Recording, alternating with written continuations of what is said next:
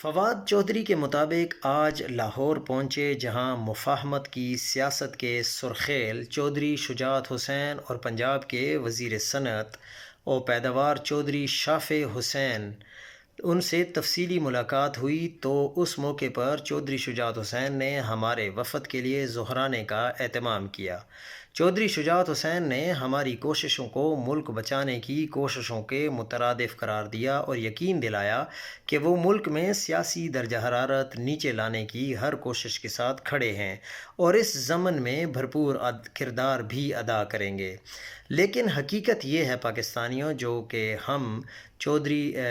فواد حسین صاحب کو جواب دینا چاہتے ہیں کہ جن کو آپ مفاہمت کے سرخیل کہہ رہے ہیں، انہوں نے اپنے ہی گھر پر پولیس کے ذریعے دھاوا بولا، چادر چار دیواری کا تقدس پامال کیا، چودھری پرویز الہی کو 1 سال بدترین حالات میں جیل میں رکھا، گجرات کو سیاسی کارکنان کے لیے کربلا بنا کر رکھا، چودھری خاندان کی خواتین سے غنڈوں کے ذریعے کاغذات تک چھین لیے اور پھر چوتھے نمبر پر آنے والوں کو جتوا کر وفاقی اور صوبائی وزراء بنوا دیا گیا۔